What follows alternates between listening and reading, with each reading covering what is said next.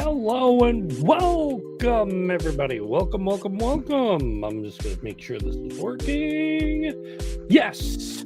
And welcome to another edition of Boston Concessions. I'm your host, Topher. Oh. I'm not sure, I know we just got on. Between internet problems abound and getting things situated, and then updates that drive you completely crazy.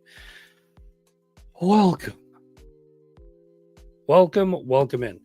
So, we got a packed show. Basically going to give you the yard. It's going to be Bruins, Celtics, Red Sox, and a few other things. Some additions of what I think, and we'll basically go from there. I'm gonna be moving this over so this way I can actually see. There we go. We're gonna be along for a little bit of a ride, and we're gonna do a couple things, and we're gonna get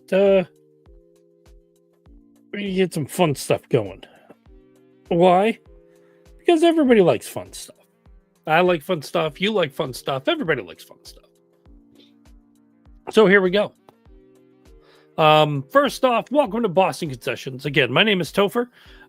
We are brought to you by SSBN, Small State Big Network. Welcome to the boys down in Rhode Island who actually welcomed me into their existence to actually be up here in Boston.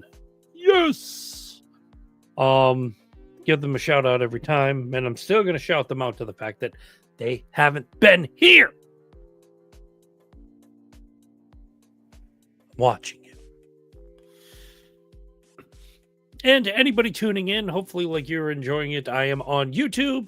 I am also on Spotify. And of course, we do kick it on iHeartRadio, Apple Podcasts, and Amazon. We're everywhere. Why? Because we can be.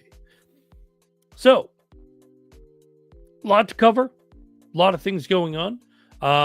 Like I said, Bruins stuff is basically going to be at the forefront. We're going to do a lot of that. We're going to do a lot of Red Sox because I have a monument amount of questions with a lot of things going on. Celtics are ramping up their season. Let us get to it.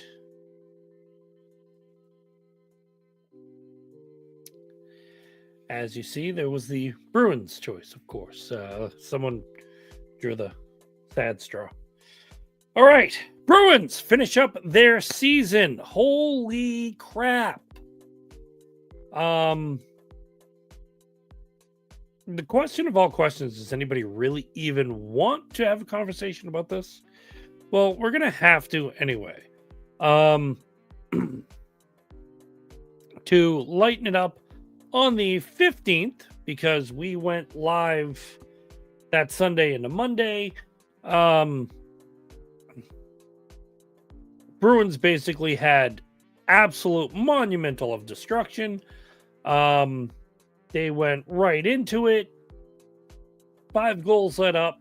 4 goals popped in. They did come back.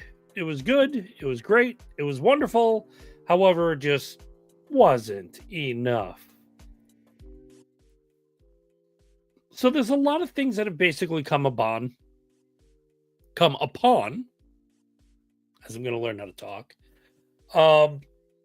about basically everything that's going on between the Charlie Jacobs monument. I'm actually going to lose these for a moment because I don't think I need these right now. Nobody's really with me and everything. So I'm just going to wrap this as it is. So the season was a complete bust. There was monumental people traded. One of them being Brad Marchand, Charlie Coyle, Brendan Carlo, to name a few. A lot of things were changed up. A lot of things were also in the works upon things going wrong. Coach basically ostracized right out the door, give or take, everywhere where it was going. There was nothing that was saving the Bruins season to actually land exactly where they were, how they were, or what's going on with them. So what did happen? Well, what started off with the end of last season turned into a monument of crapola and crapzilla that just went completely south to start off the year. And then to add to it, you lose your coach. You basically lost half the locker room. Things were going completely and utterly south. Your goalie is not holding up his end of the bargain. Then again, your defense, your offense, everybody's not holding up their end of the bargain. So can you blame anybody? Well, yeah, you blame the whole team. Now, did the Bruins have questionables about being prima donnas a couple times? Yeah. And don't get me wrong, great players will have great moments of what did you do? And that's what I'm seeing right now is you have David Pastrnak, who's an amazing and tremendous goal scorer. He holds the light. He holds everything in his possession within skill, ability, etc. But did he really hold the team together? Did he do the bare minimum of what you could do in order to bring everything to light? Is that truly the question you want to ask?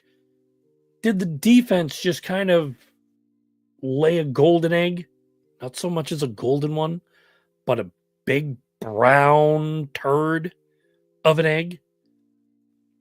Because it looks like they had some egg salad mixed in together and just sat around like you're in Blazing Saddles, just letting go of all the air. And sometimes, even while letting go, one slips, skid marks galore, because that's basically what you left on the ice. Crap. Did it go from everywhere? Yes. Can we actually go through a couple segments where, like, I was on Facebook, I was on here, and I was monumenting, like, the whole amount of talk between everybody. Oh, fire Sweeney, fire Neely. Oh, that Swayman guy overpaid. The team sucked. Don't point one finger. Okay? I'm not sitting here with like a picture next to my head going, hey, blame that guy. No. It's a Bruins symbol. I'm going to blame Charlie Jacobs all the way down. Why? Because it's fun. It's the right thing to do. Right? Right? Yeah? Okay. Yeah, because I'm going to blame Charlie Jacobs. Why? You put everybody in this position. This is what you wanted. Okay? You gave Neely directive. And then Neely passed the directive and then gave it to Sweeney. And Sweeney dropped the eggs all over the place. You said make sure you could sign Brad Marchand and make sure everything was okay. What'd you do? Traded his rear end. Why? Oh, we couldn't come up to a decision. No, you couldn't come up to a decision. That's your captain, and you treated him like crap. He was even your assistant captain, longest tenured guy on there. Kind of rolled the dice and threw him to the wolves. Okay? It's not like a Ray Bork situation where it's like, hey, he didn't win a cup, so we're going to trade him to a team that may win a cup and like pitch him off to Florida. No, you just got rid of him because you didn't want to sign him. Okay? Be point blank. Be frank. You and Marchand probably butted heads and you didn't want to show it. Am I completely spitballing here? Yeah, I am. And I stated why in one of the other shows. Okay? Neely had an address with the team. Neely. He's the president, the upper echelon, the captain of everybody. He had a meeting with the team inside the locker room. How did that go? Oh, that's right, too. Sweeney wasn't there. Does that red flag somebody? Does to me. Okay? If I had a red flag button to like actually pop up across my screen, it'd be right here. Okay? Red flags came and went and they stayed. If you're the president of a team, don't you think you would have your general manager there as well to address the troops, to make sure you got everything, to make sure everything is exactly what it's supposed to be doing? I could be wrong, but I know if I'm the general manager and the president is going to be inside talking to my crew, the guys I put together, the guys I rolled in with, the guys I made sure were like there the whole time. Yes, you bet your rear end I'm going to be in that room. So why wasn't Sweeney? Could there be deception in the ranks? Could there be something to where we're possibility of like a top 5, top 6 draft pick, and you don't want Sweeney to fuck it up? I'm gonna go on that limb. But besides that, I wouldn't want Sweeney near anything right now. Okay? Just listening to him have press conference after press conference, it was boring. It was stretched. It was garbage. It was like the man was reaching for everything under the sun just to tell you, hey, we're trying to do this. Like, no crap. Tell us why you're doing it. Well, we're just trying to be better. No, you're trying to stretch $1 out of 15 cents, and you don't have to. Do you have 1 point something million to play with? Yes. Can you do it? Can you add an extra 50 grand? Yes. Can you add 100 grand? 2, 3, 5? Sure. Get the extra guy. Do like a couple things. Mix it up. Mix a batch. Make it fun. No, this guy drops a deuce. You went out and got like so many like pieces of crap and overpaid for them. And it showed on the ice. There was so much mix up and everything. There was no chemistry there. You know when I saw chemistry? Near the end of the year. A lot like, and we're gonna do the Facebook postings and everything like that because I like doing that. But when you get down to it, how much of this actually goes? I mean, you saw the end of the year. The team held its own. There were a couple games, a couple strong suits for like guys who played. And you would think that somebody would hold it up and go, look at this. These guys are holding their own. Well, what changed? The dynamic? Did they get guys that just don't care, that just want to go in, have fun, and score? Did you get somebody that, yes, your multi-million-dollar goalie or multi-million-dollar scoring machine is making a difference somewhere? Cool, great. Take advantage of it. Because that's what I wanted to see. That's what I was enjoying. That's what I was looking at. And, you know, reading some of the Facebook comments, like near the end, when, like, you know, you get involved with it, one of the things that made me laugh was like a couple people were like, hey, I'm getting involved in this. I'm liking what I'm seeing. I'm enjoying the games. And there's some half a butt puppet that comes out of nowhere. Oh, yeah. Swayman sucks. Okay. You don't know what you're talking about. Swayman sucks. The whole team sucks. Everything is bad. We need to get down to brass tacks, and we need to just fire Neely. Fire Sweeney. Fire this. Dude, it's the part I love, as I've called it to people. These are the couch GMs that feel this is the right direction for the team.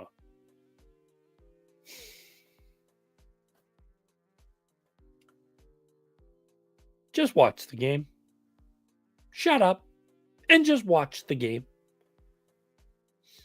Okay? I like your opinion of, oh man, we should sign that guy. He's really good. He's this and that. Great. Hey, we should trade that guy because he sucks. Really? What's he suck for? Did anybody actually see Swayman's comments? So Swayman came out and he was the first one to critique himself. I suck right now. I am not happy about it. I do not want to be this way. I let the team down. What do I got to do? Get better. I need to focus on things. I need to get back on track and do things better. Does that sound like anything that Don Sweeney said where it's like, oh, we just got to go in and get better? No, this man came off and said point blank, I failed. I did not live up to expectation. I did not have a great season. I didn't do anything right. And now I'm looking at everything wrong. And I just went Jerry Seinfeld. Fact is, it's true. I had high hopes for Swayman this year. Sign his contract, come in, get his work ethic in, figure everything out, get a good focus, have a decent year. Probably wasn't going to be a great year, but I figured like it would be a decent year. 50-50 mix, hold the phone. I just didn't know what was going to be really good in front of him. Or in front of them. So when you have guys that don't go down and score, Pasternak, as wonderful and glorious as he is, has an off night. Nobody scores. 2 shots on net versus 15 in the last third period. That's a sign of worrying. What happened? You went to the first period, you went to the second period, you were gassed. You had nothing because you were playing defense, keep the puck out, and you were drawing complete wear throughout the whole entire time. And every single time, you would burn the first period like, hey, way to go. Second period, you come out and there'd be like 2 shots on net. Where's the pressure? Oh, well, no, stop.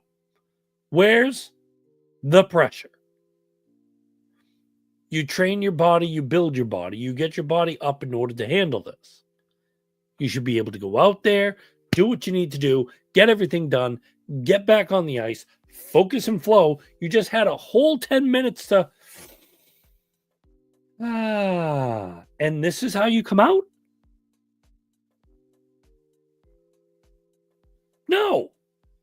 No, get back in there, okay? You grit until it hurts. You play until it hurts. You grind until it hurts, okay? There's no stopping. There's no... Every single time. It's something that I notice. Like, it just goes into play. It's like 1 minute, like, you're like, dude, it's going to be this complete flow, and like, yeah, it's going to be the ebb, and woo, and we're going to do what we need to do. Here we go. Get in there. First period. Yes. Second period.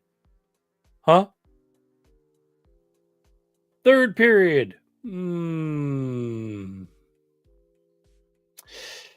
Yeah, I gotta question that goal right there. I'm sorry. I've got to kind of mark my territory here.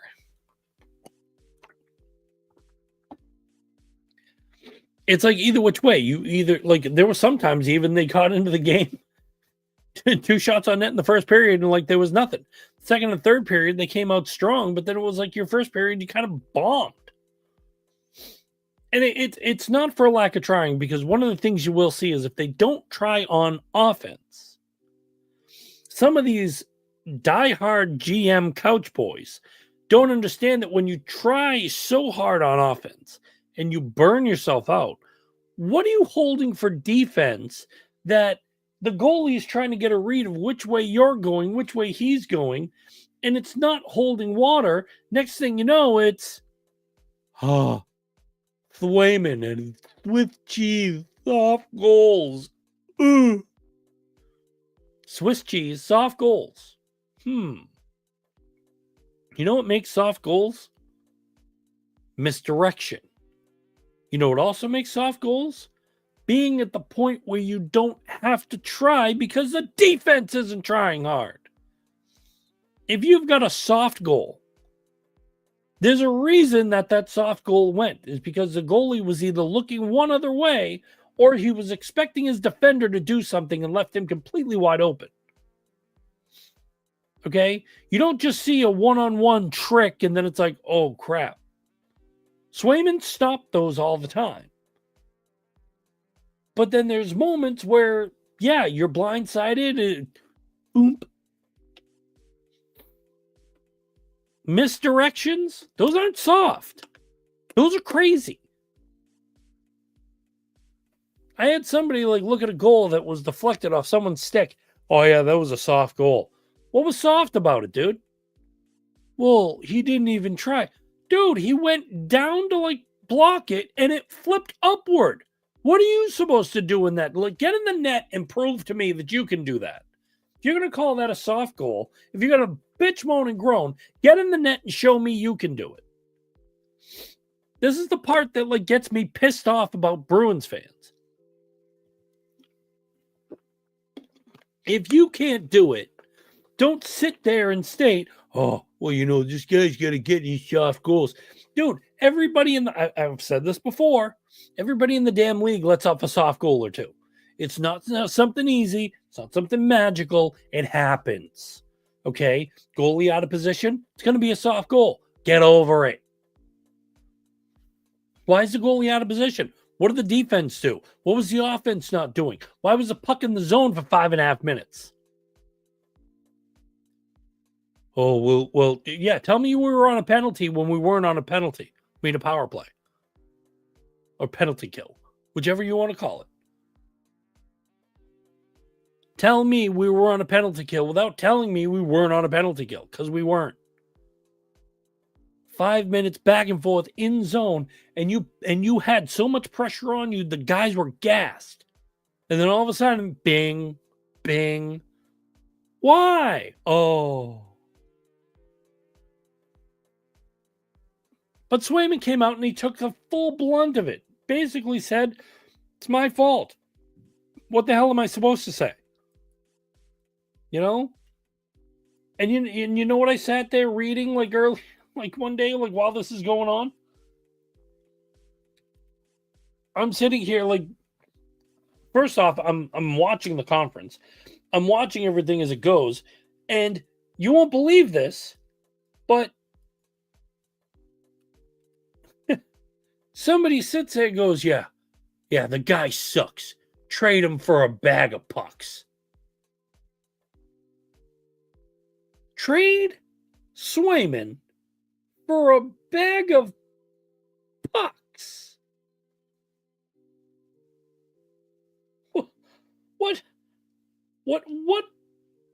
What part of to the fact that you trade him for a bag of pucks? Why?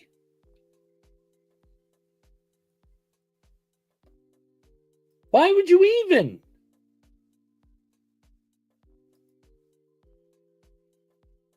Let me see if I can even find it.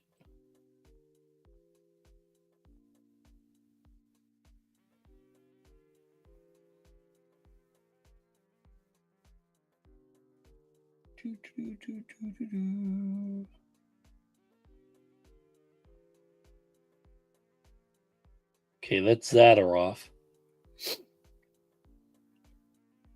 That's Hampus. That's another one that I look at Zadorov. I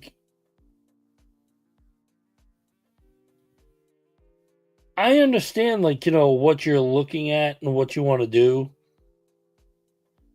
But Man, dude, he's got an ego, and I don't like it. I really don't.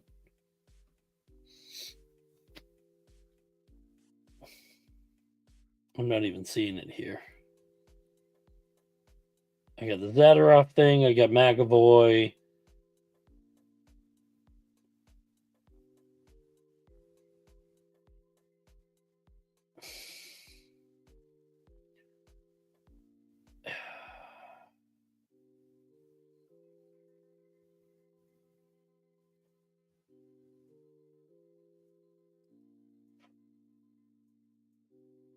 Yeah, I'll try to find it. Like, well, I'll do a couple things, and we'll see where we can get into. But like, one of the things I did want to like actually object. Well, it's here.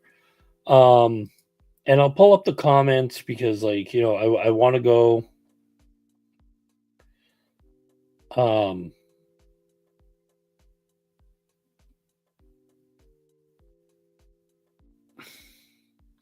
so this letter was from Charlie Jacobs. And of course, it's one of the cool. I get the comments and everything. To our loyal and dedicated fans, the 2024-2025 season was undoubtedly one of the most challenging of my tenure with the Boston Bruins. Like you, our diehard fans, I bleed black and gold. Today, I share your disappointment as the team clears out their locker stalls ahead of a long offseason. First off, you own the team, great. You want to basically state to the fact that, like, you bleed black and gold, cool. Okay? Then why don't you act it sometimes? I mean, I understand why Neely's there. Neely's there is to play directive.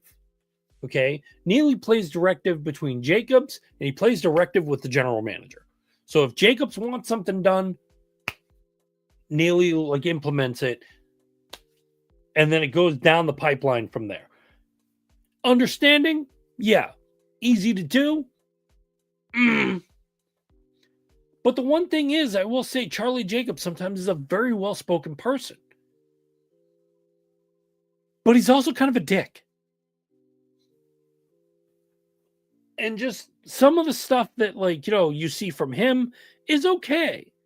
But, like, everybody blames him for not getting involved in certain things. Well, maybe he's got a directive to where, like, hey, I don't want to over push the boundaries. Maybe I don't want to over push this because I shouldn't have to.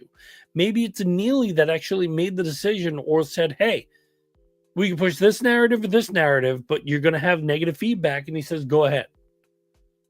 There's always those mountains that you have to choose. There's no going to be pleasing anybody. Okay? If he decided to throw the extra dollars to keep Marchand, great. But then what does it do after that? Like, where does that play out? Where does that have a focus, a need? Like, where is your commitment to anything after that? And then if you do get rid of Marchand, which they did, they got a return for him. Now, the beauty part is like with the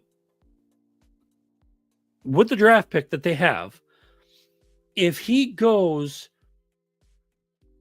2 rounds into the playoffs, it gets bumped higher. Great. Give us a different draft pick. I'm for that. I am all on board. But going back to like what I was saying, yes, if you kept Marchand, there would have been people questioning, like, why didn't you deal him? Why didn't you get draft picks? Why didn't you get capital? You kept them, great. On board, ready to go. You've got diehards that are completely happy. You've got people that are completely happy about it because you're keeping your captain. But then you got people that are realists that know the fact that, like, listen, this dude could have netted you a couple draft picks. You could have got something in return, building for the future, and then worry about it later. You decided to deal him. Now you've got the one out of the other, and here's what you're dealing with. Oh, that was our captain. That was this. Oh, that was the heart and soul of the team. dude, when you're not playing like you're the heart and soul of the team and you're kind of like a wine bag like during this season and a little bit of last season, yeah, I think the captaincy kind of hit him in the head a bit. And that's my perspective. You can sit there and go, oh, you don't know what you're talking about. Really? Go back and look. Because a lot of what he was doing, he was not holding his ground. He was not holding his stance. He was dragging the team down. And maybe a little bit was exactly what he was doing. Maybe he lost a step or two. Maybe he needed a change of scenery. Maybe he needed like a different perspective. So you made the option to trade him. You took one to the other. There was no win on that situation. There wasn't a positive that you were going to get out of that. If you traded them, you were going to get whiners. If you kept them, you were going to get whiners. And people make it like it's like life or death. Yin or yang. In or out. Left or right. Side to side. There was no right answer there. But in retrospect, there also wasn't a wrong answer either. Keeping a guy shows your loyalty, shows your directive. But you also don't know what happened behind closed doors where you went, hey, we've got an offer. Is it okay to trade you?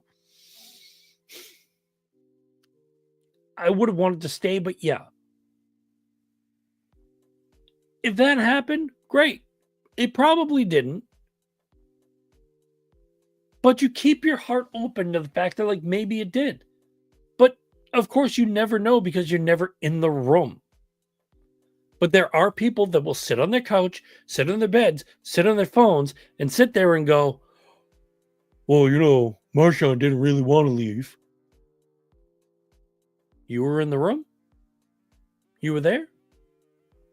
Because there were 3 people in the room. So unless you were the roach on the ground that nobody knew about, tell me. But yeah, either which way, they're going home for the year. Okay? Can you imagine the fact that Charlie Jacobs is a little bummed? Yes. Why is he a little bummed? Well,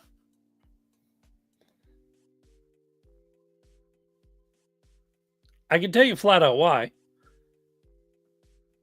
You don't make money if you're not in the playoffs.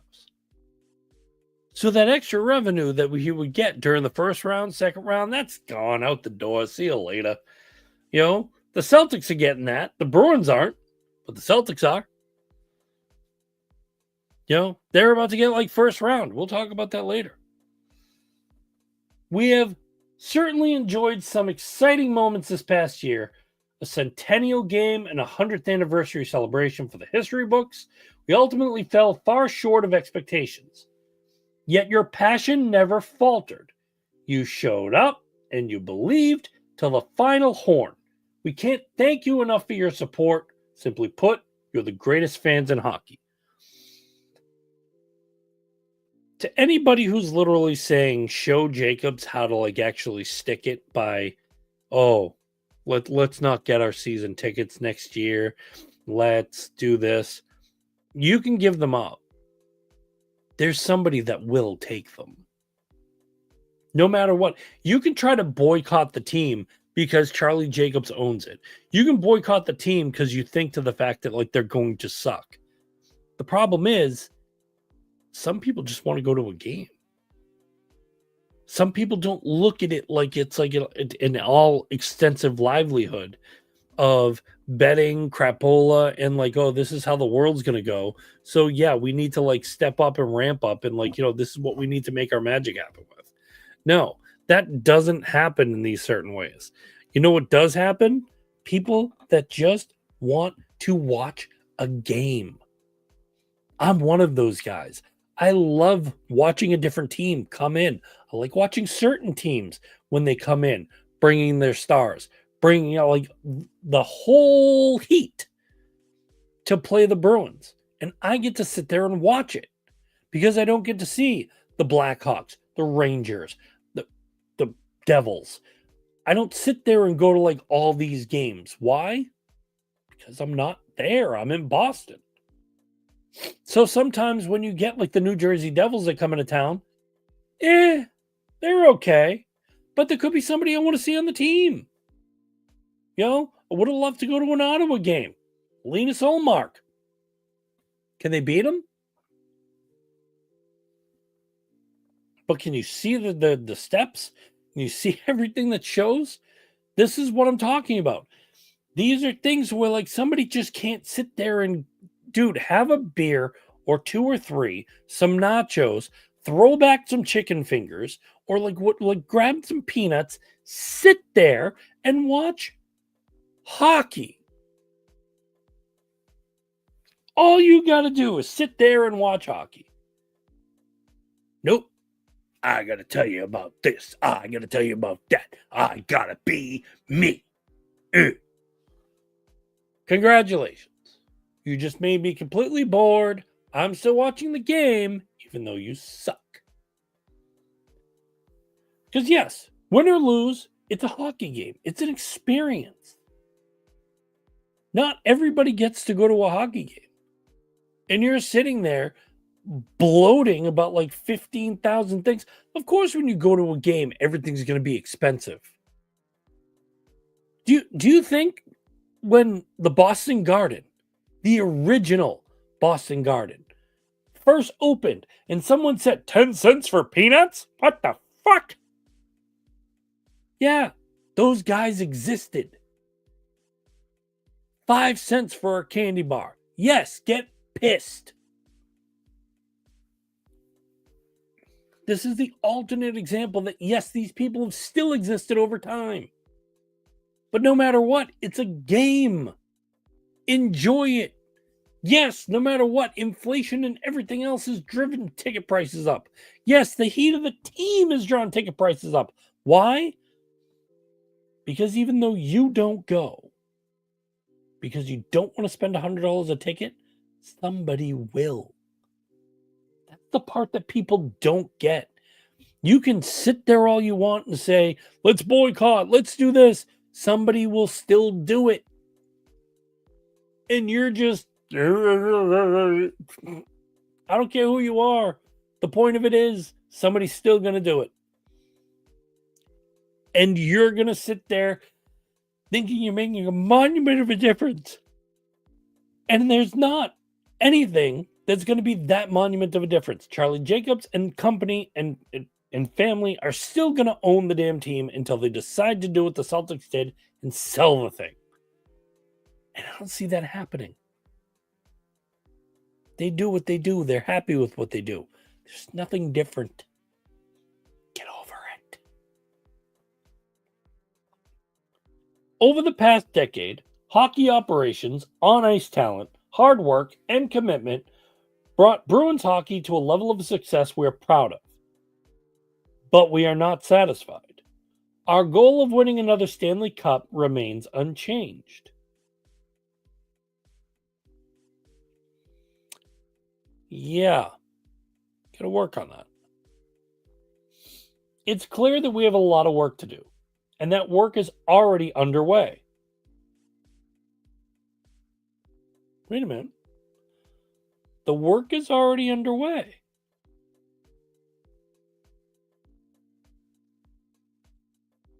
Well, this gets a little enticing.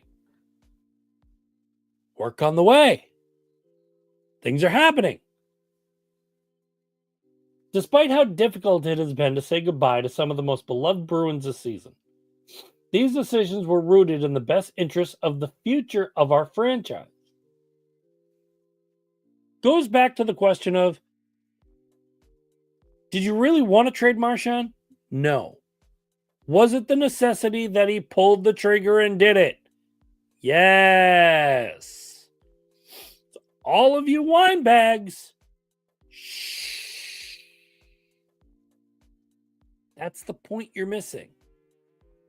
The point you're missing is exactly that. Like, I did not want the Bruins when I was younger to trade Joe Thornton. And when I saw Joe Thornton actually go to the Sharks, I was kind of disappointed because, like, well, I had a Neely jersey, and the Neely jersey was my favorite thing when I was a kid. And I never had a different jersey up until Joe Thornton came around. And then I'm like, oh man, I got to get a number 19. Yeah. And I did. I didn't make it to the original number, which I think was 6. But number 19, I got a jersey. Then Zdeno Chara came around. Then Milan Lucic came around. And then Tuukka Rask came around. So there were levels of people that I got a jersey for that it screams monuments. Right now, I'm still one of the fans that I want a Swayman jersey. Don't care. I'm big into goalies. I love watching how goalies work. And I was a Tuukka Rask fan from when he got traded into the team. Would I do a Pasternak jersey? Nah, they're all over the place. I'm okay with the Swayman jersey? Yeah, because most people still think he sucks. They treat him like, like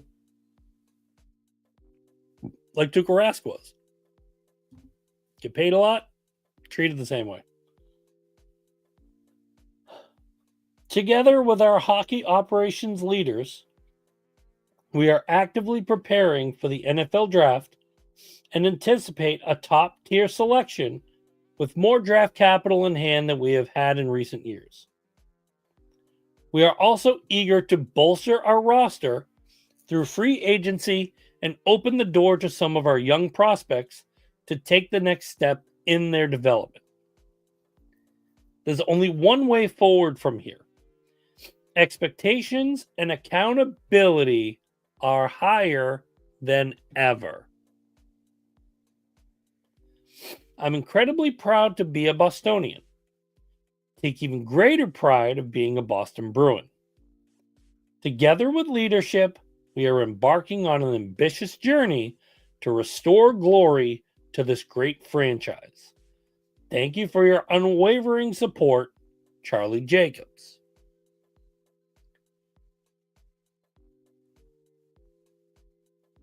The last part of that, together with leadership. So basically, leadership gets together. They figure out the way they want to go. How many people have actually had that conversation? How many people have been going through the motions of, yeah, here we are, here we go, here's what we're doing. How many people have been left out? I mean, do you bring Sacco back? There was nothing in there that actually stated to the fact of like anything about the coach. Nothing. And of course, looking over here, okay,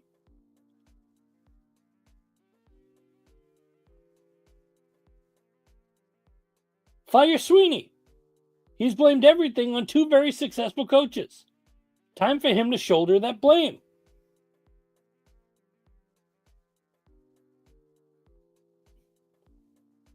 Two very successful coaches that couldn't get the job done in the playoffs, mind you. Are you firing Cam too? Because if not, nothing will change. That's false.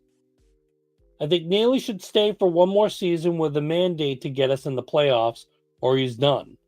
Someone has to hire a new GM and coach, while ensuring we don't screw up the draft again. That's all wishful thinking through, because ownership is too inept to fire Sweeney. He should have been gone after the game ended last night. That's what we should be reading on this post. They should both be gone. How many coaches are both going to see fire and it ended up being them and not the coach? Sweeney has fired 3 coaches. Most GMs don't get 1, let alone 2. Just time for new voices, and it fails. And it fall. And if it fails, it fails, but at least you try something different. Instead, keep doing the same thing and hope it changes. Sounds like the definition of insane to me. Well, for starters, when I read that, the option to where I'm looking at is Cam was there when the team was built for the last cup run. He was also there for the monumental teams that were built, put together, and basically structured to go deep into the playoffs. So, 2 finals, 1 cup. I'm sorry, 3 finals, 1 cup, and all between the glory of like a lot of things that basically went on. How do you really stop what you're looking at? And how do you also blame Cam when, if not for him, we might not have what we had in 07, 08? Was it 07? 08?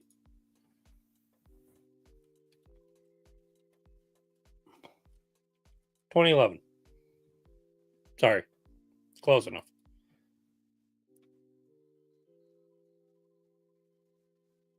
I mean, I'm looking at this really quick.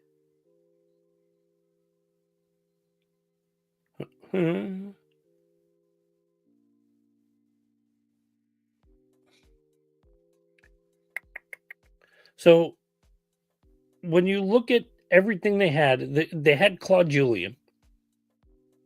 Tim Thomas was the MVP. He had a banner friggin' season.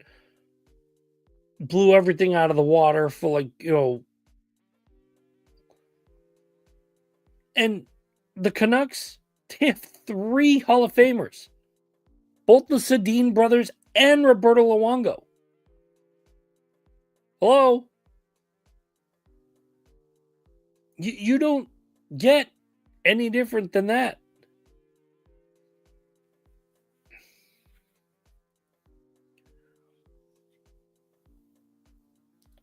I'm trying to see within what they were.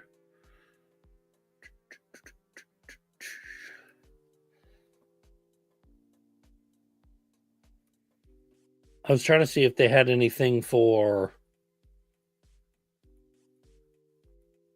like who the people were.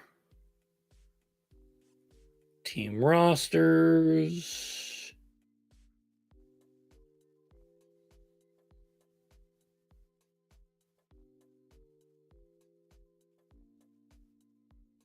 Yeah. Coaching and administrative staff. Jeremy Jacobs Sr., Charlie Jacobs, Jerry Jacobs Jr., then there was Louis Jacobs, who was the alternate cover owner, Cam Neely, president, Peter Chiarelli was the general manager. But here's the point. Don Sweeney was the assistant general manager to Peter Chiarelli. But Chiarelli still pointed everything. Why? Because Chiarelli made his own decisions. He made what he wanted to do. And yes, by the time like his tenure ended in Boston, he was kind of a dink. But everything that he like stayed with, he basically worked with Claude Julien. He basically put everything to the manner that he needed to.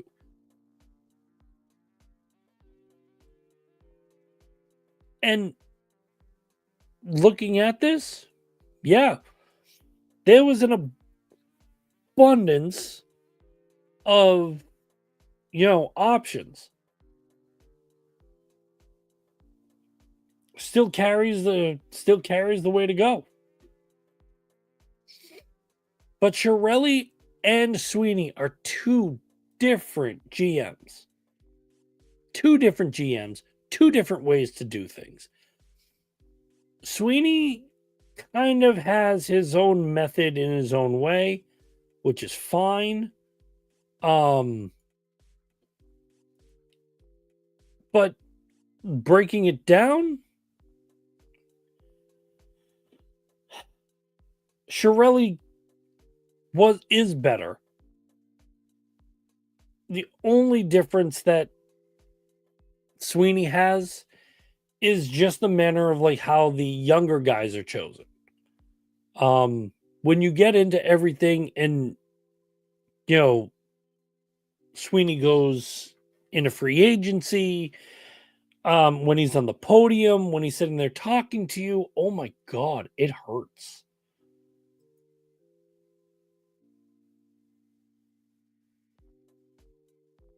Stanley Cup Finals, just looking at this was the Kings and the Devils. 2013 was the Bruins and the Blackhawks. And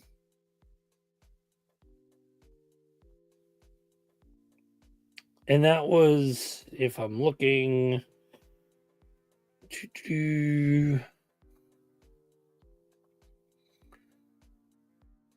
yeah, that was Tuukka like actually fighting tooth and nail. And that was 2013, and it sucked, but that was the impact that like it should have been a win. Granted, it sucked for that, but then you had the Rangers and the Kings.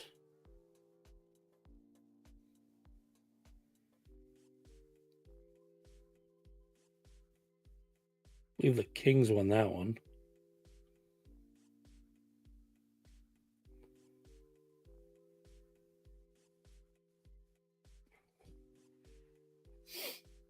And then there was 15 with Chicago and Tampa Bay.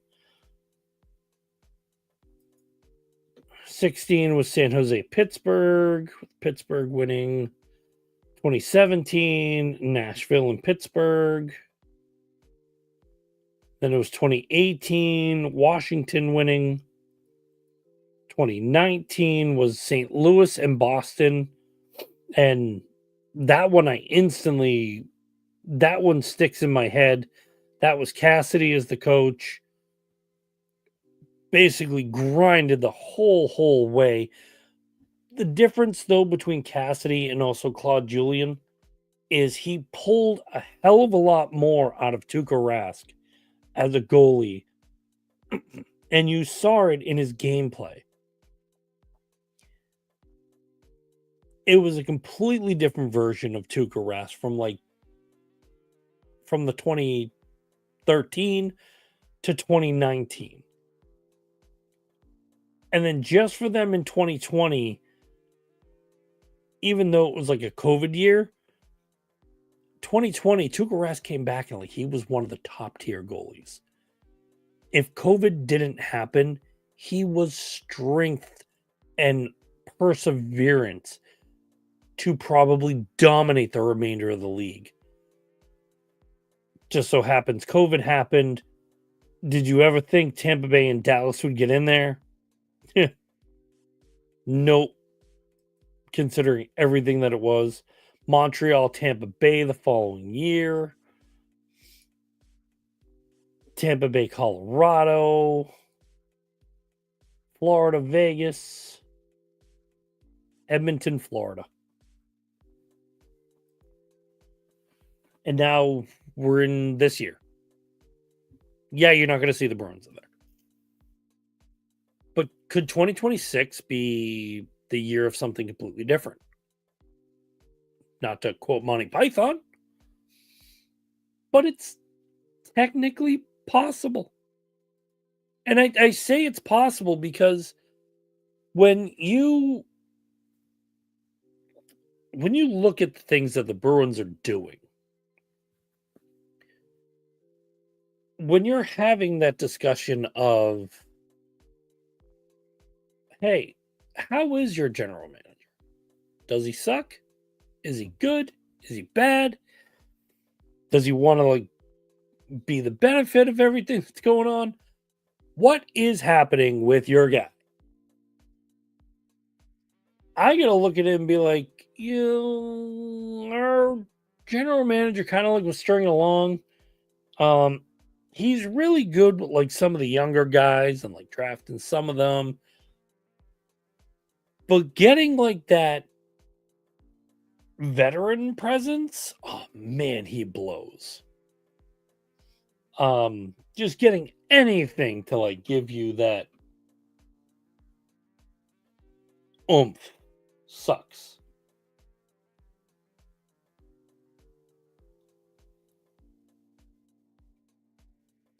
It's hard to watch the ineptitude displayed by the hockey operations arm of the Bruins organization. Thankfully, I'm a Blues fan first and foremost, Bruins fan second. It's a bit of an odd feeling having one team help the other by giving misplaced blame. With that said, there's no way the Blues make the playoffs without Monty. Hopefully, the Bruins clean house and start from the ground all the way up. I like this one. Charlie, if you really want to honor the greatest fans in hockey, start by firing Sweeney, Healy, and Sacco. Time for a fresh rebuild. It starts with upper management, the scouting department, and the coaching staff. Coach Q should be your next coach. See? Couch GMs. This guy should be your next coach. Get rid of everybody, but get the coach in there first, though. And sell the team to someone else who does understand what insanity means. Yes, Coach Q, I agree. And get rid of those two bookends, Sweeney and Neely. Sweeney.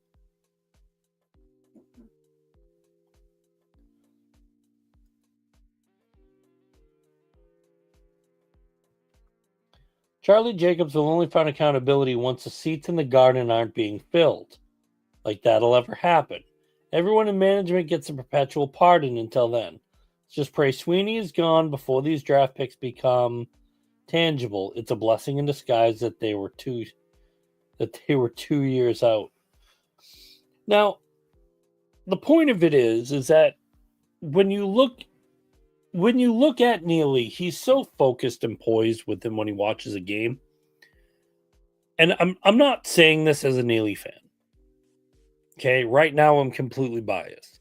If it was to the fact that like he was pulling the same crap as Sweeney's doing, if he was not treating the guys properly, if he was doing certain things that would basically take out of it in a certain way, then yes. I'd basically be like, all right, Cam, as much as I love you, we need to move on. And that's going to have your natural effect. Because when you are looking at Cam Neely, is he the right drive for the Bruins to win? Well, he's from a time that everything was stronger, built better. You're getting that quickness and agility more out of the younger guys. But where's the build, the passion piece? And I think that's where Neely makes like a little bit more headstrong within the being able to understand guys and how they move in motion. Sweeney's more of a, hey, saw this, like this would go well here. Saw this, like this. We don't want you to do this, but we want you to do this.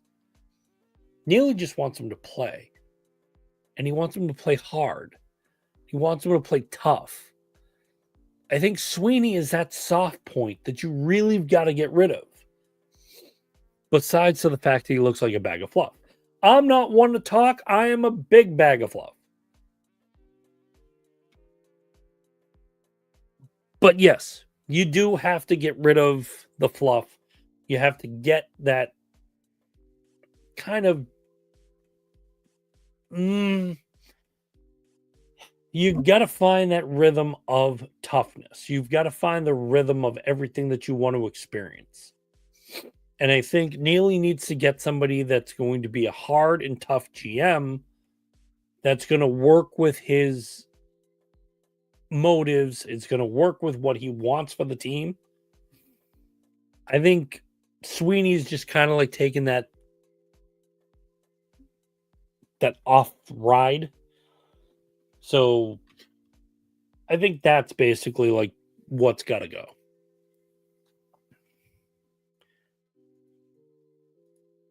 And as much as I like to the fact of like, hey, we're talking about the Bruins, we're blowing it up. Hey, we did an hour of the Bruins. I got more show to do. Yeah. Do we get a late start? Yeah. Friggin' internet.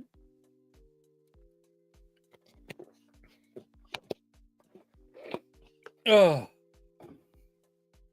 How y'all doing? What's up?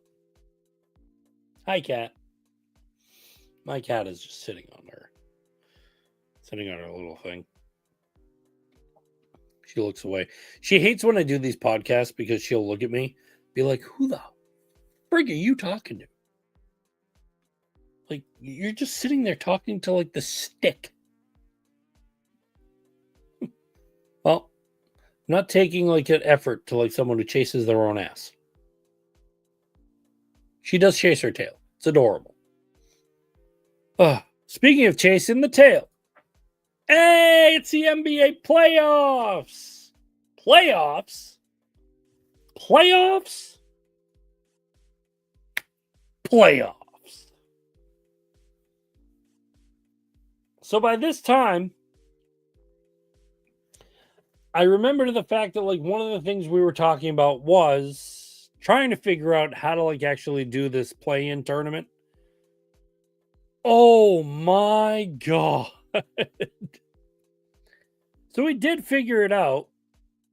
And the beauty part of like what we're looking at is the play-in was between the Bulls and the Heat and the Magic and the Hawks. Well, the Magic beat out the Hawks. So the Magic now lined up with the Celtics. Hey! The Hawks now go to play the Heat that beat the Bulls.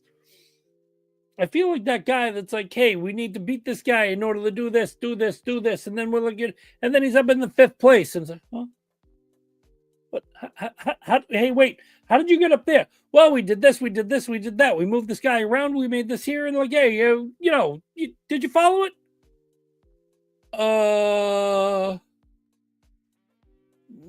No. You'll get it in no time. Just watch the puck. Or the ball. Or watch something. Like, just look at the pieces, man. Yeah. I'll just watch this. So yes, in retrospect, when you're looking at everything, the idea is there were 4 teams. Okay? 2 winners. There's basically going to be 3 out of the 4 teams that play in this stupid play-in that go somewhere. Okay? Then it comes down to 2. So what you're basically doing is the 7 and 8 spot is taken up by 4 teams. The 7 spot, the 8 spot, the 9 spot, and the 10 spot. Yep, I said that.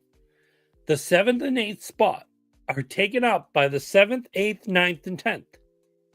Even though you've got a 7th and an 8th, you're still having people play for the 7th and 8th spot that are 9 and 10. So the Magic being 7, the Hawks being number 8, and then the Bulls being 9 and the Heat being 10 means that the 9 and 10 seed has a clear shot of getting into the playoffs, even though 7 and 8 qualified. So in this case, where the first seed plays the 8th seed, and then the second seed plays the 7th seed, out of the first game between the 7th and the 8th seed, whoever won becomes the 7th seed. They're locked in. So the Magic, luckily, they got their 7th seed. Great. So where the Bulls were 9, the Heat were 10, Well, the Bulls lost, so then the Heat become the 9th seed, where they're now playing the 8th seed to see who is the pure 8th seed. And then whoever loses that game goes home. So if the Heat, being the 10th seed, beat the Hawks, which are the 8th seed, then the Hawks go home and the Heat go to play the Cavaliers. The Pacers and the Bucks, the Knicks and the Pistons are already locked in. Just depends upon the 1 and the 2. Same thing in the West side. You have the Warriors and the Grizzlies at the 7 and 8. You have the Kings and the Mavericks at the 9 and the 10. Well, the Mavericks beat the Kings. Kings are going home. The Grizzlies lost to the Warriors. So therefore, the Warriors now play the Rockets because they're now the pure 7th seed. And the Grizzlies now have to fight the Mavericks to see who gets that 8th seed. It's dumb. Some people like it. Some people don't. I just think it's dumb. You have a 7th seed and an 8th seed. Why are you challenging them? Let them play. So this is the bracket. Playoffs do begin April 19th. First game for the Celtics, I believe, is on April 20th.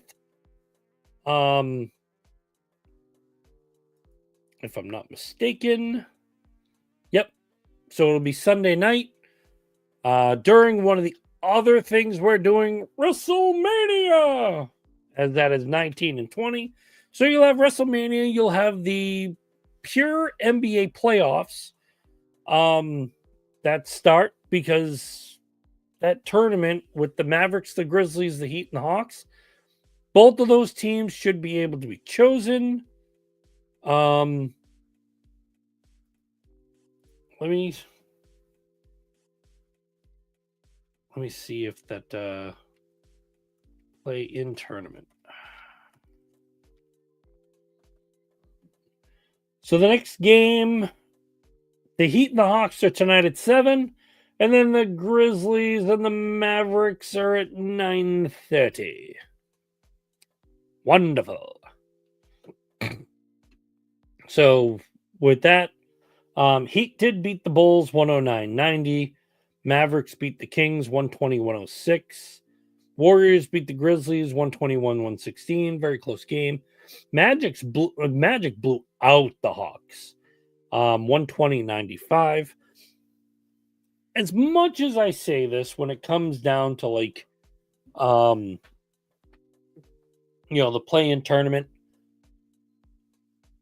I'm looking at the Magic and I'm looking at the Celtics. It's basically where I'm starting. The Magic are not a very small team, but also you shouldn't take them for granted.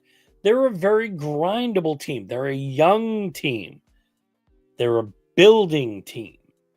So right now you're getting the pure look at how these kids are going to play and how they're going to do it.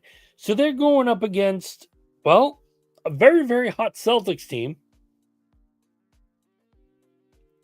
that, if I have to look at this, Orlando Magic.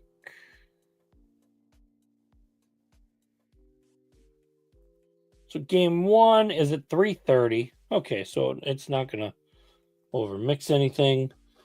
The Magic beat the Celtics, but then again, they were playing their, their third-party guys. Don't really want to call that like a pure win. None of the starters were in there.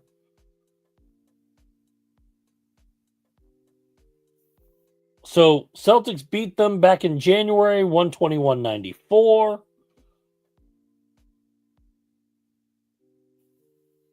Magic beat the Celtics 108-104. That was back in December.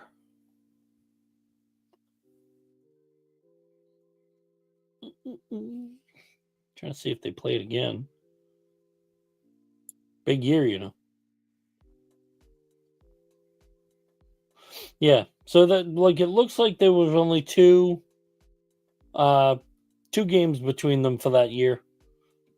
Let me just make sure. Got to look at all the goods.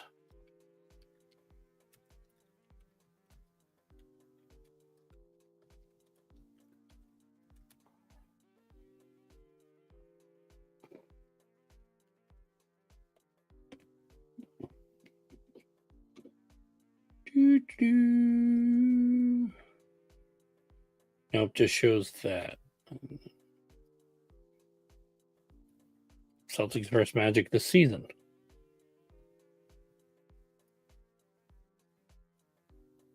Only shows the one game.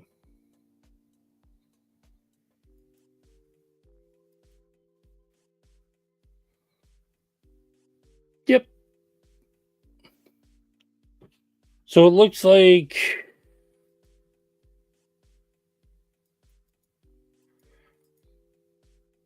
it looks like they just played the two times. On paper, the Celtics basically do have it. Do I think it's going to be like a 5 or 6 game series? Yes. Do I think the Celtics going to hold it off? Yeah. I mean, granted, the Magic have a really, really dynamite team. And it's not like they're anything bad either. I mean, Kentavious Caldwell Pope. He's in there. Cole Anthony, Anthony Black, Wendell Carter Jr., Franz Wagner. They basically are holding their own, like I said, just as a young team. So, can I see a lot happening with this? Kentavious Caldwell Pope actually controls a game really nicely. He's going to be a guard that you got to structure with. Wendell Carter, very, very skilled center. So whether it's Al Horford, whether it's Porzingis, one of them is going to have to cover him, and he's not a slouch. 9.1 points a game, 7.2 rebounds. Field goals are at 46%. All right. He's not bad. He's got a wingspan 7'5". He is 6'10". So does Porzingis have a little bit of control over it? Yeah, but then again, Porzingis has control over everybody, except for Wemby. Wemby's just huge.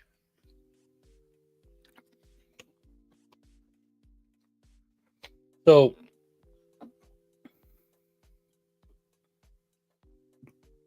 can probably go into that. He's 26 years old. So again, it's a young kid. So for me, I'm probably at some point I'll post on Instagram or I'll post on Facebook. Probably who I'm picking to go. I know to the fact that the Celtics are actually going to be my strong suits. Pacers, I have a feeling that the fact that they're going to handle the Bucks easily. The Pistons are a sleep team because they're actually really good again defensive wise. Cavaliers, I know they can hold their own, but the question is how well are they going to hold their own? And then between the Heat and the Hawks, I mean, the way the Hawks basically got beat by the Magic, that kind of throws shade to there. The Heat are also basically fighting for their outs. So that can actually make a team unpredictable. I like that. Thunder, again, really good team. Pretty much like the Cavaliers, though. Kind of lost a step or two. Nuggets, I want to see how they do without their coach, especially with a sit-in coach. The Clippers might have more of a chance upon that team. The Lakers are very hit or miss. I don't care to the fact that they have LeBron James. I don't care to the fact that they have Luka Doncic. They are a team waiting to be exploited with their defense, and especially Luka. Okay, Luka still hasn't learned properly how to handle defense. So, if you've got a good team, yeah, you're basically going to be able to handle them. The Warriors are basically going to come out shooting, especially with Steph Curry. The Rockets, however, Ime Udoka is pretty much going to hold that team down. The Rockets are basically a sleeper to Will. Like, I wouldn't be surprised if they go as far as the finals. And then looking at everything between the Mavericks and the Grizzlies, I mean, if the Mavericks make it, they made it to the play-in tournament. If they make it as a number 10 and they beat the Grizzlies, good God. I already said it. If they make it and they also traded their main piece and Anthony Davis went down for a little bit in the season, then you basically have a little bit of a pot to hold where Luka can throw up points. Great. He could still throw up 45 and you can lose because he can't play defense. It's an exploit. But if you don't have a team around him that can hold down that defense, like if he was on the Pistons right now, I'd be like saying, like, I love the Celtics, but I'd be taking the Pistons. Just because he's going to go down and score, and then everybody else is going to be like handling whatever the hell they're doing. So, you can drop somebody. Like, even if Luka was on the Celtics, where if you had Derek White and him, and then you also had Drew Holiday coming in, you have defense that is going to hold him perfectly. Let him score, let him run, but that's basically what you got Tatum for. That's basically what you got Jaylen Brown for. The only difference between the Jays, they can score as many points as Luka Doncic, but they can play D. That's the heavy part that you miss.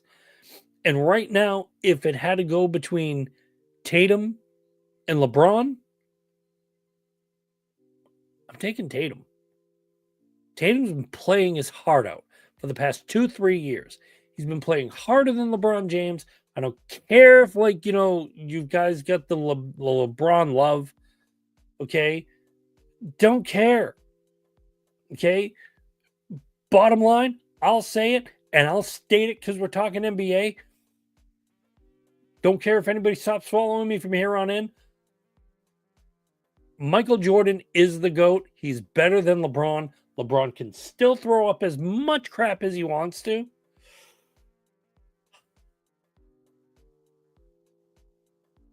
MJ is exactly what he is. There's a reason why LeBron wanted to be like Michael Jordan. He even knew he was the GOAT. But when you get a person that's silent, Michael Jordan is like the Tom Brady of football right now. And he forever will be. It's also like when you look at Wayne Gretzky or Bobby Orr. These guys made their bones. They made everything that went along with it. But they didn't gloat about it. When you got LeBron James calling himself king, dude, you're a king acting like a jester, especially when you're flopping all over the place. Like, oh, somebody hit my nose. Ooh. Like, if somebody hits my face, I'm going to react right away. I'm not going to sit here, smack. Ooh. What a bum. Bunch of bums. Whoops. What the hell happened there? Oop. Still trying to get like a little bit of I gotta figure out if there's a way like I can hotkey it. One day. Figure it out. You figure it out. You figure it out. All right. So we got through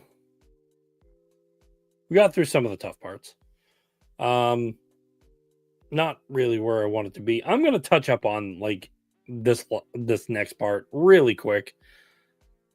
It's still like the 18th of the month. I don't care. I know like a lot of people are talking like how it's going. Great. On the 16th, they won 1-0.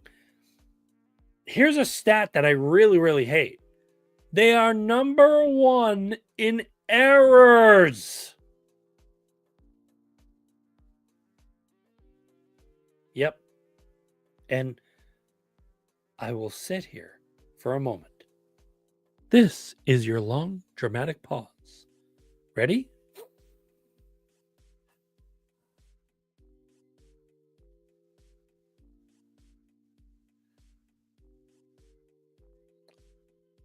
I've already heard 3 people make the utmost comment of, if you knew the fact that you were going to be this bad with errors, should have left Rafael Devers at third. Listen, if you're going to be first in errors for the year, cool. I'd like to be first in errors where we can actually change the ship, get used to everything as we warm up, and then call it a day. What I don't want to do is kind of go further into being like first in errors and continue. Okay, I want to play catch up. I want to get better at the field. I want to be controlling more in the field. So when you're sitting there going, oh yeah, we should be playing like Rafael Devers at third base. Kick rocks. No, do not play Rafael Devers at third. Do not play him like he can't even play first. So like you've got a lot of guys that are hitting. Trevor Story is looking okay. He's not looking the best, but he's looking okay. Is Bregman making a little bit more of the errors? Yes. Probably. Did he have a lot on his mind with his kid? Sure, we'll take that for granted. But are you going to be like the best within the first month of the year? No. Is everybody blowing smoke because it's the first month of the year? Yes. Settle your ass. Yes, the Red Sox look like poo. Okay? Yes, the standings show the Red Sox look like poo. Why? Because I've already been looking it up.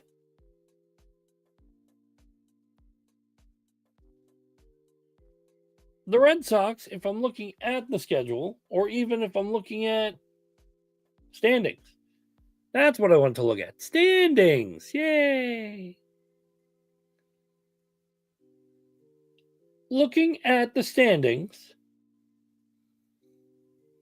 okay, I am looking at the Yankees with 19 games. 19 games. The Red Sox are 10-10. They played 20. Blue Jays, 11-8.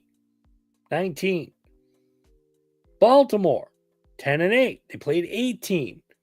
Tampa Bay, 11-8. They played 19. Tampa, seller right now. Baltimore, the way Baltimore got themselves prepped for the year, going to get Tyler O'Neill, basically preparing Adley Rutschman to like actually get in the year. Kind of lacking in the pitching department, but they're still a damn good team physically and offensively. Can they be a dynamite team that basically pulls out? Yeah. Can they be first in the league? Yes. Can they be second? Yes. Do I think it's going to be the Yankees? No. It's the beginning of the year. The first full month. Okay? You do not judge this by the first damn month. 20 games in, okay? Listen, you played 20 games. 20. You know what that means? 20 games out of 162. My math goes for 142 more games to play. Can you flip-flop anywhere within there? Yes. Is it even the All-Star break and you're looking at errors? Come on. Is this team doing anything for you? Like, that's the part I want to know. Is the roster really doing anything to the fact that, like, it's getting you built up? Because right now, looking at this 40-man roster, Brian Bello, 15-day injured list.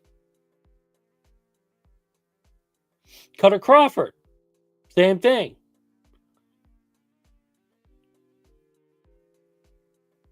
Richard Fitz, 15-day. Chris Murphy's on the 60. Patrick Sandoval, 60.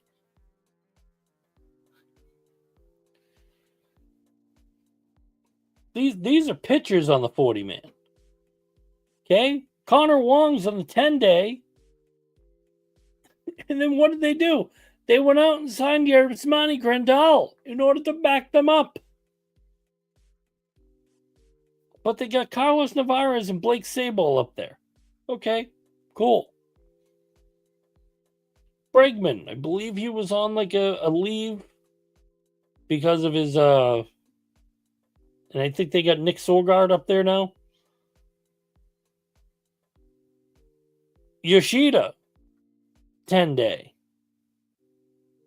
They don't really have like much for outfielders.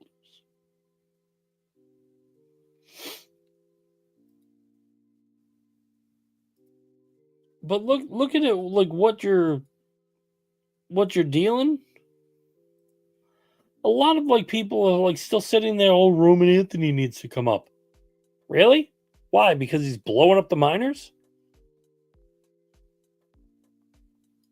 Great. Cool. He's blowing up the minors. Congrats. Okay? Let's not pull a Jackie Bradley with this kid. Okay? Jackie Bradley blew up the minors. Came up to the the majors. Could play some D. Couldn't hit worth a shit. And if anybody says, oh, the home run, oh, the this. Yeah, 111 average, dude. Settle the frick down. He's got like a low 2 average, like lifetime. He's not anything like that you like write a sink home. Yes, he had some moments. Every player has moments. Okay? Ogres have layers. There, I said it.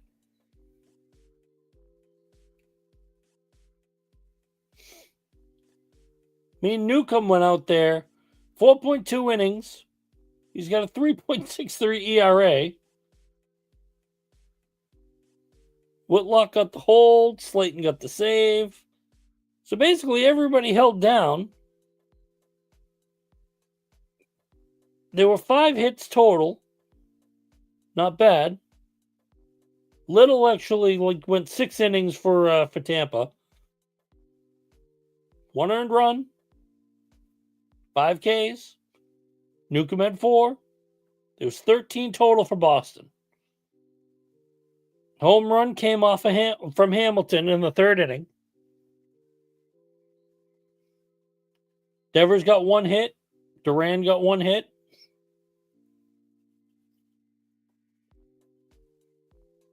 Trevor Story did not. But he did get a walk. He did strike out. Everybody except for Casas. Casas and Devers. They're the only 2 that didn't strike out. I'm shocked. But I mean, for average, like Hamilton is actually the guy that, won the game with the home run. His batting average is 0.83. So Dane Raphael is 211. Navarez is 182. Casas is 172. Weiler Gonzalez is 409. No, Romy Gonzalez, sorry. Weiler Abreu is 306. Trevor Story's 299. Devers is 227. Jaron Duran's 235.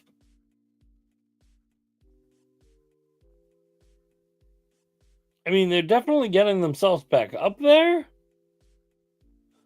But, it's going to be a long haul.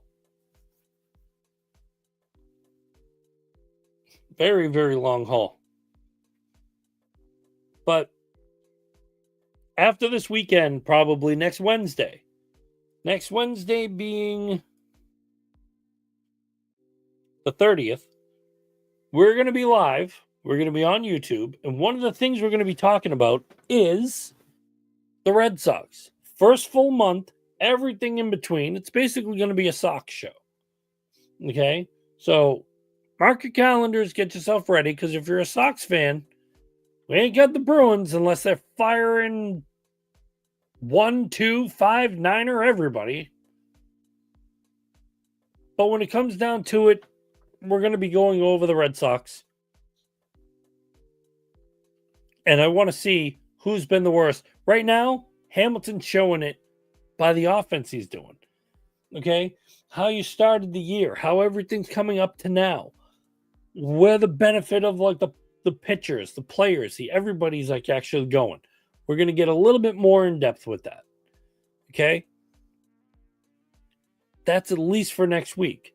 Why? Because this weekend, does anybody know? That's right. It's time for Wrestlemania.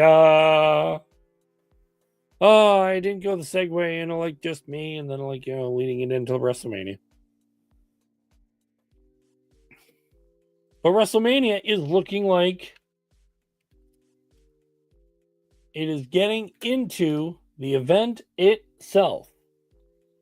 And then there's the match schedules.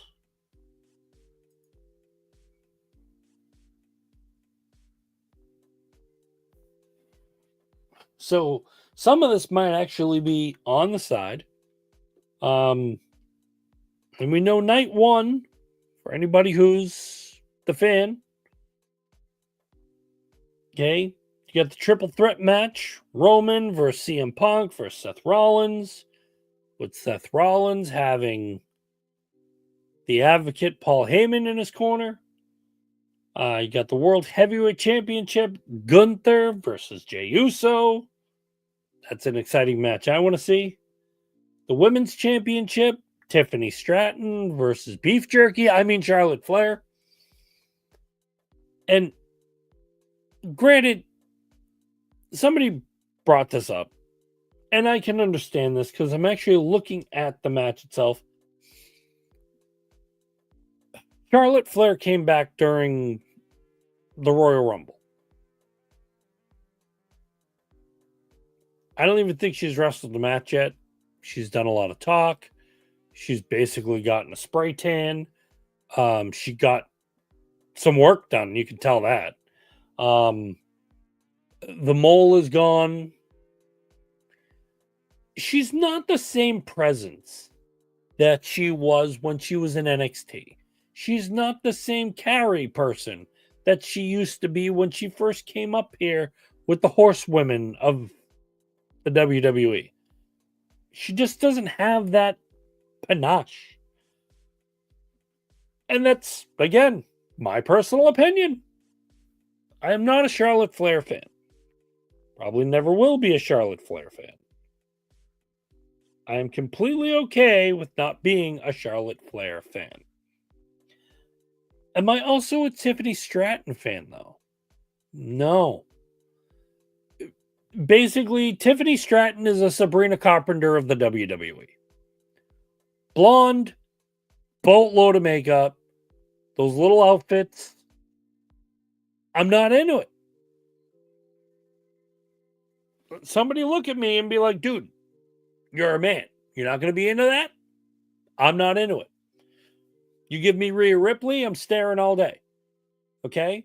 You give me Alexa Bliss, staring all day. Okay? You give me Liv Morgan, staring all day. I'm like looking at Bailey, I'm looking at her. Okay? Even kind of sneaked a peek at Io Sky. Okay, sure. But if I'm not a Charlotte fan, am I a Tiffany Stratton fan? No. Am I a Jade Cargill fan? No. Naomi, I like. She's got some flair to her. She's very bright with the feet, but she changed, of course, her thing. Now, I do like Bianca, which makes one of the matches really, really hard to decipher. Because when it comes down to the other women's match on night 2, which we'll talk about, it's really hard to pick. But yeah, the women's match, I'm kind of, who cares? Congrats to Ludwig Kaiser, though. I mean, like, if you get Tiffany Stratton, good for you. I've never really seen her without, like, an abundance of makeup. I'm not impressed. The U.S. Championship, LA Knight, Jacob Fatu.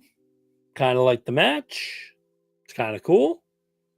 Jacob Fatu, show his strength, show his ability, show everything he's got. I'm kind of down with it.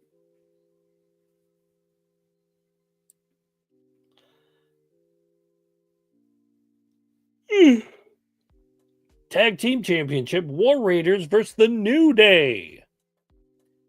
The current rendition of New Day is horrible. I like Kofi. Love Xavier Woods. Very charismatic gentleman. It's either the New Day just does not feel right without Big E. It just also doesn't feel right with their... Yeah, you're supposed to be heels. Kind of don't come off as it. Kind of have to adjust yourselves. It's kind of like, ugh. I mean, the War Raiders also, like, they're kind of bland. I mean, I get the Viking look. I get to the fact that, like, they went a little hardcore when they just did, like, one of their promos.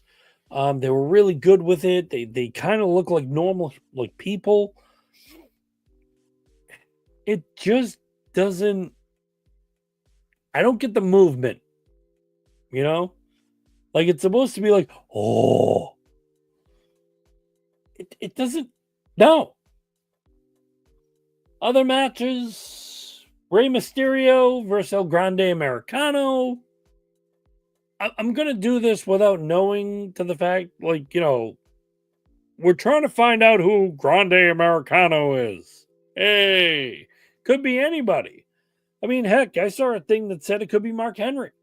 I saw a thing that said it could be Hulk Hogan, Steve Austin. Could be The Rock. Do we know who El Grande Americano is? Yes. Is it the beautiful joke that, like, when you find, like, hey, the guy who has that tattoo, I know him. Yes, of course. I'm not going to spoil it if nobody wants to, like, keep the spoils. If you know who he is, congratulations. If you don't know who he is, it kind of sucks. And then Jade Cargill versus Naomi. Do I get the idea plot? Yeah. Do I understand the whole idea with Jade Cargill? No. You got all this hype for Jade. She sucks. She's boring. She stands there like, I'm stronger than you.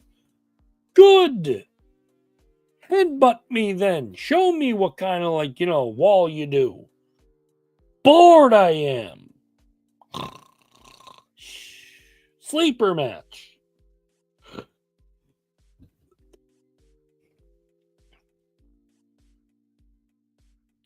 go to night 2. Sunday. Cody Rhodes, John Cena, Undisputed Championship. I like the hype of it. It's great. It's good.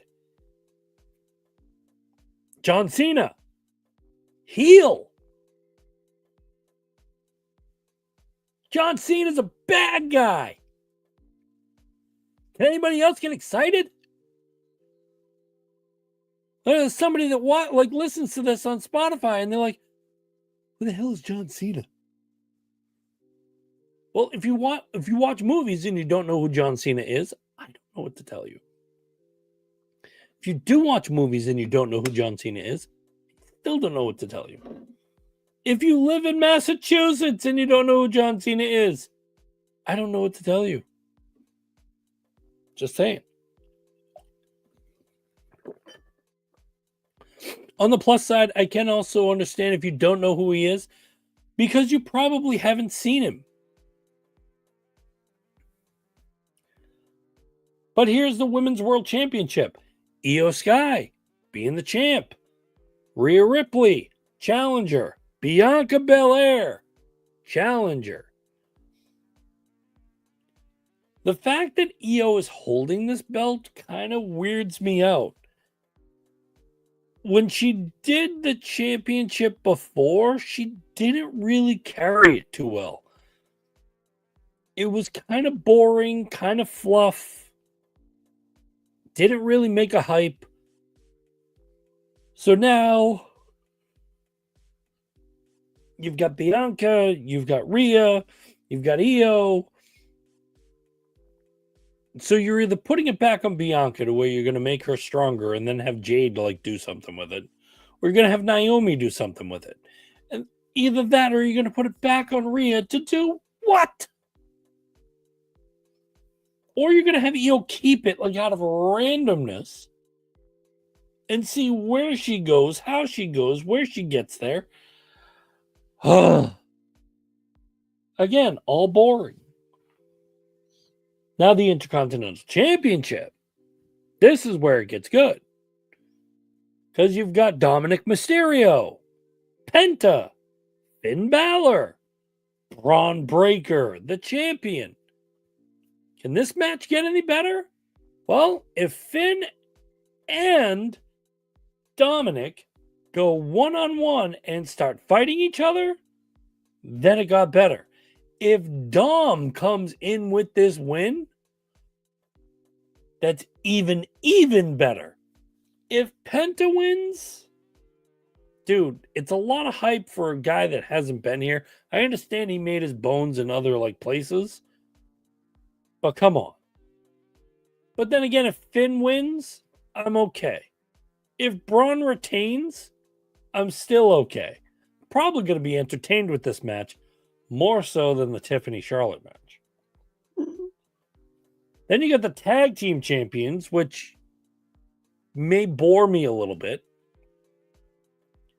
Liv Morgan, Raquel Rodriguez, they're the champs, versus Bayley and Lyra Valkyria. Now, I understand that Liv and Raquel are the champs. Lyra Valkyria is the Intercontinental Champion for the women's division. Why is she going after the tag titles with Bayley, who's tried to take her championship twice? Doesn't make sense. But I'm here to watch. And it's Bayley. I'm okay. Lyra Valkyria, chef's kiss. Very good wrestler. Very good tactician. I'm all for it.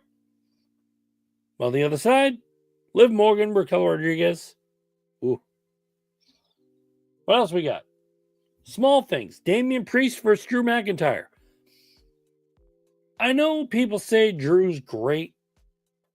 I'm getting bored with his stick.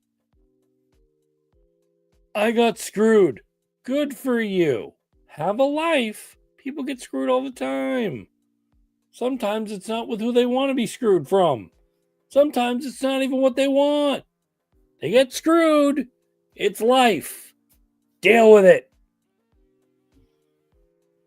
And of course, AJ Styles and Logan Paul. I'm going to be one of those guys that says it. Logan Paul may be a new kid. He's still got some wrestling technique. And that new move he does, that's even better.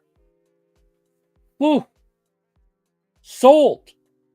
Get me in there. And one of the things that I'm trying, like, I know it's not here.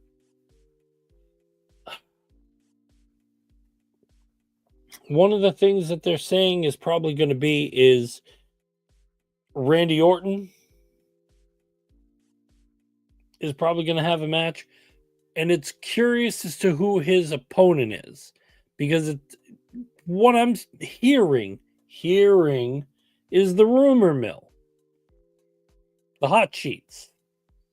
Okay, it's like going to like a supermarket and you're reading the Inquirer. Is it a long shot? Yeah. Do I care? No. But the idea is it's supposed to be Randy Orton versus one of two people. So they're either going to put Randy because Kevin Owens hurting his neck, has to have surgery. We could see Kevin Owens in 5 to 10 years. He could pull an Edge. Okay. But it could be Randy Orton versus Solo Sikoa, because Solo, quote unquote, doesn't have anything for WrestleMania. Or, and this is where the big stuff gets rolling. Nick Aldis. Now, to anybody who doesn't know Nick Aldis is the general manager of SmackDown. He is also a former NWA champion. He's also a former TNA champion. He's held multiple belts. He is an amazing performer. He holds down what he does. I'm for it. Him or Survivor, I don't care if he loses. I don't care if he wins. I don't care if it's just a rub, and just get you over until the next storyline starts. Cool. But Nick Aldis signing his championship was great. I mean, not as signing his championship. Signing his contract to be the general manager of SmackDown was really great. But you have all that talent that you could be doing something else with. Why aren't you? Let's do something with it. Go against Randy Orton. Randy Orton has RKO'd you twice. I'm for that match. But if it's against Solo, it'll probably be okay. Randy does a good match, but Solo's kind of all over the place. We'll see how it goes. For myself, like I said, I'm looking forward to everything I'm seeing. Yep,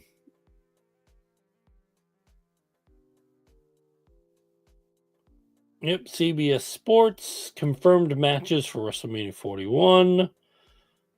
Roman, Punk, Rollins, Tiffany Charlotte, LA Knight Jacob, Jade Naomi, War Raiders, New Day, El Grande Americano, Rey Mysterio, Gunther versus Jey Uso, Night 2, Cody Cena, Io Bianca Rhea, Braun Penta, Finn Dominic, Damon Drew. Okay, predictions. Randy Orton versus to be determined. So, and they do say Orton was originally scheduled to face Kevin Owens at the event. Owens was forced to withdraw from the match because of a legitimate neck injury that will require surgery to repair. With Owens out, Orton has spent the last 2 weeks to of build to WrestleMania, begging SmackDown general manager for a match to reach 20 appearances at the event. There have been some teases of Nick Aldis coming out of retirement, but the direction is unclear as Solo Sikoa is started poking around Orton's business. So cool. So they even have the idea, like I said, of Nick Aldis. I just went a little bit more in depth within like why. So, yeah, keep on clicking the wrong thing. So, in conclusion for tonight,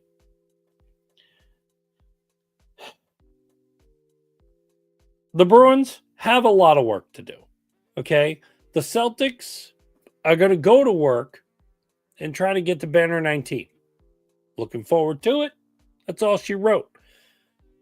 The Red Sox have to get out of the cellar of actually being the worst team with the errors. They can do so much more. They need to be so much more. That's what my expectation is. And then, of course, WrestleMania, the night of all nights. Watch it. I believe it's on Peacock. 2 nights. Enjoy Saturday. Enjoy Sunday. If I could go somewhere and watch it, I would. But they don't have that anymore. Which kind of sucks.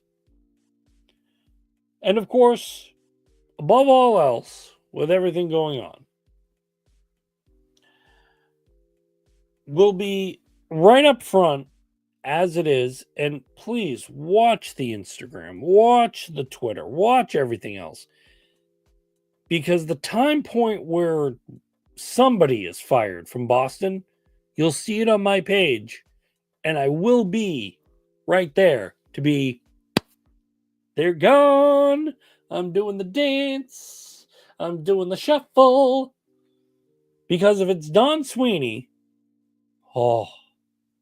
doing the dance, making the shuffle.